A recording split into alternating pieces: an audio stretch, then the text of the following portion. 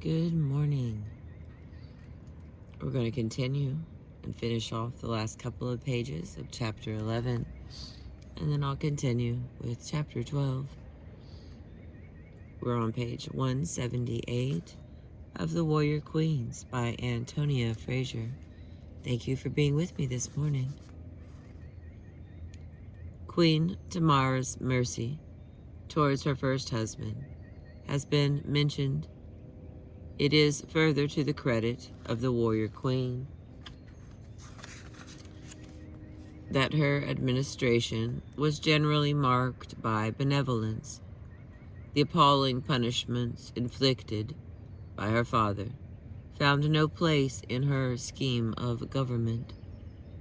This in itself contradicts the suggestion that Shakespeare in Titus Andronicus legitimately founded the character of the Queen of the Goths, that heinous tiger Tamara, whose life was beast-like and devoid of pity upon that of the Georgian queen. According to this theory, the Byzantine Emperor Andronicus I, who reigned from 1184 to 1185, would have supplied some of the inspiration. One may remark in passing that the dreadful vengeance on Titus Andronicus, daughter Lavina, for which Gothic Tamara is remembered with a shudder, was set off, rather like Boadicea's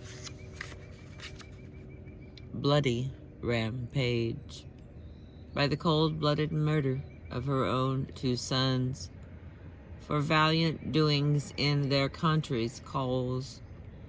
But in any case, it is generally thought that the sources of the play lie quite elsewhere, and Georgian Tamara is acquitted.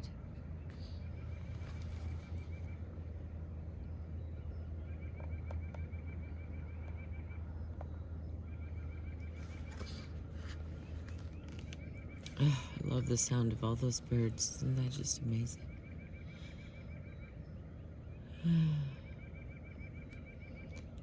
It's like nature's horns. There's tons of little ones.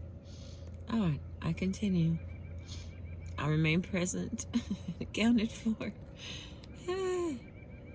She has her own literary moment.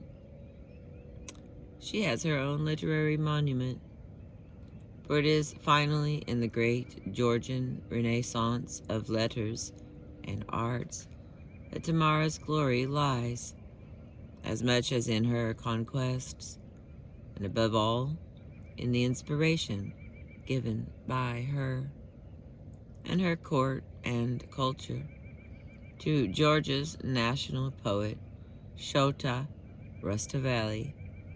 Georgian brides still regard his poetry as an essential part of their trousseau, so as to teach it to their children. Rustaveli's exact date of birth is unknown, although his birthplace is presumed to be, from his name, the town of Rustavi, south of Tiflis, founded by David the Restorer. I'm struggling with that word, but it's okay. Let me spell it for you. That way you can see exactly what I'm getting right. Restorer. So it'd be David the Restorer. There we go. Maybe that's right. Tradition declares that he was educated in Athens and traveled to Asia, hence the Eastern influences in his work. Most importantly, tradition declares that he loved Queen Tamara. As a result, he was said to have retreated to the monastery of the Cross at Jerusalem where he became a monk. There is no suggestion that the love was requited. Whatever the truth of this romantic legend, Rustavelli's passion for the queen would not have been that of a languishing poet for some unseen Princess Lointain. He was a court official, possibly the royal treasurer, and even perhaps the queen's chronicler, who thus described her sevenfold brilliance. God, who in 6 days brought forth out of nothingness all that is, rested the seventh day in the sweet and gentle spirit of Tamara.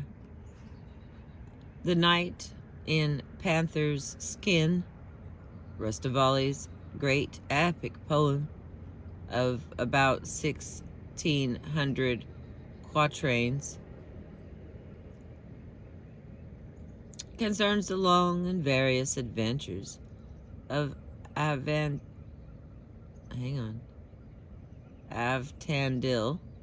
and his brother-in-arms, Tariel. He is of the panther's skin, in the style of the Eastern Romance. It has been described as a hymn to friendship, loyalty, and high endeavor, as well as giving an allegorical portrait of Georgia's golden age. If Rustavelli's poem is also the Odyssey of Georgia, it is unfortunate that because of the closed nature of the Georgian language to most foreigners, unlike classical Greek, taught for so long in English-speaking schools, The Night in Panther's Skin has never enjoyed the same lyrical appreciation outside its country of origin. An eloquent tribute paid to it by Maurice Bowra in his writing Inspiration and Poetry from 1955. It gives, however, some indication of the riches in store, even in translation. It is notoriously dangerous to write about the poetry of a language which one does not know. Yet sometimes, in the case of Rustavelli, the temptation is too strong. The poem, here it's quoted from Catherine Vivian's prose translation from the Folio Society of 1977, a poetic recreation, English, a poetic recreation in English by Verna Urshadze, was also published in Georgia in 1979. Okay, the poem is dedicated to Queen Tamara.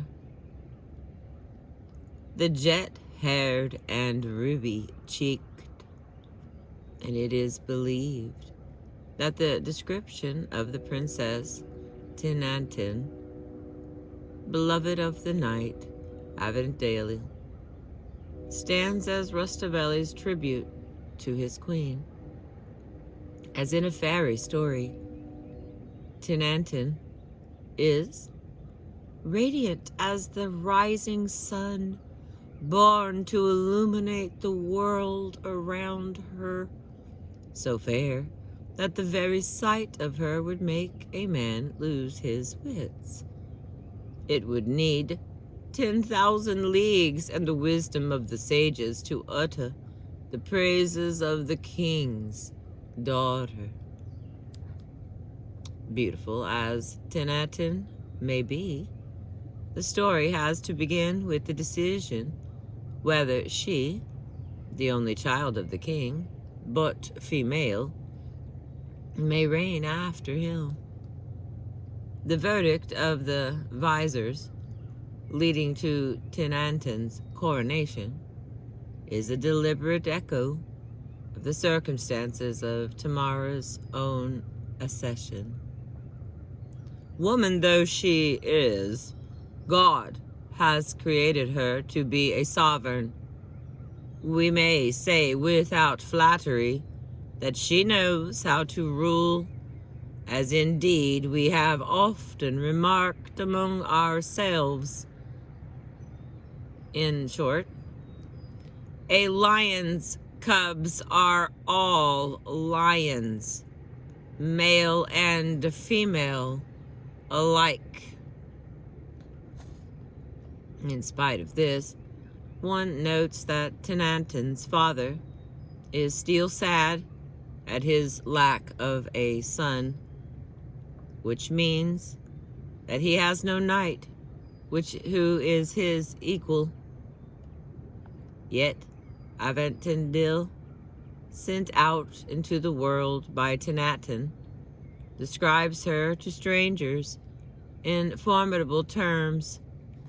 She is the sovereign of Arabia, whom her hosts of strong armed vassals regard as king. Nor is Tenanten the only powerful female character in the story. Quite apart from Aventendil's own valorous travels, the knight in panther's skin gives a fascinating picture of a world where men and women mix as equals. There is no hint here in what the author himself described as a Persian tale found in Georgia of the restrictions of the Islamic world. Women receive men freely in their chambers. For example, clearly knowing nothing of the harem or purdah.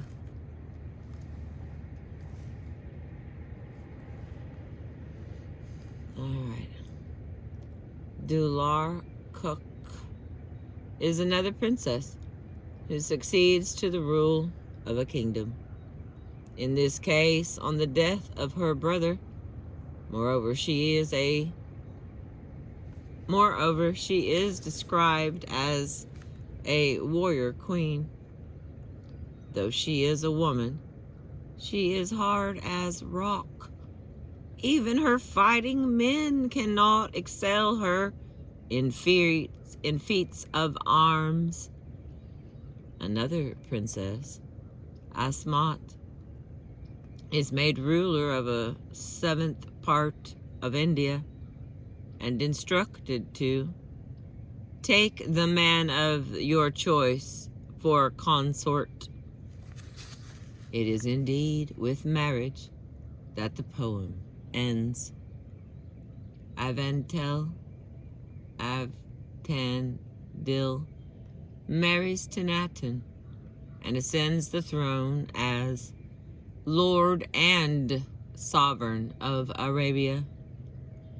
Queen Tamara died on the 18th of January, 1212, having reigned for 24 years, and was buried at Gelati, the tomb of her ancestors.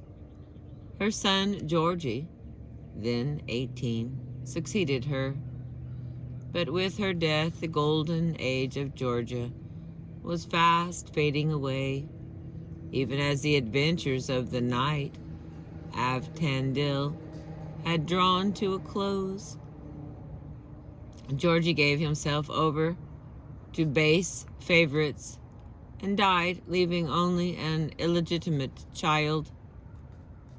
His sister, Rusudani, was then proclaimed king of Kartli. Her lusts, too, were in stark contrast to the pious austerity of her mother. On the horizon, the drumming hordes of Genghis Khan promised a threat to Georgia in the future far greater than these unfortunate dissipations on the part of her royal family. In 1236, little more than 50 years after Queen Tamara's accession, her daughter, Rusadani, fled Tiflis from the Mongolian invasion, leaving her lands, once the great empire of Tamara, to be ravished. The golden age of Georgia had become a memory. In the words of the epilogue to The Night in Panther's Skin, their tale is ended like a dream of the night. They are passed away, gone beyond the world. Behold the treachery of time to him who thinks it long.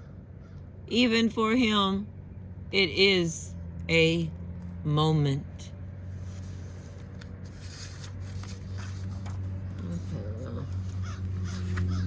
Good morning, friends. Okay, well, I've recalculated and I'm going to end this and start another one. So here's our book that we're reading, just so everyone is given proper credit. And it is chilly up 30 degrees this morning. I'm going to have to warm up. Try to get a little warm on. Thank you for being with me. I appreciate you. I'll be reading Isabella with her prayers, chapter 12. We are a little over halfway with our book. Thank you for being with me.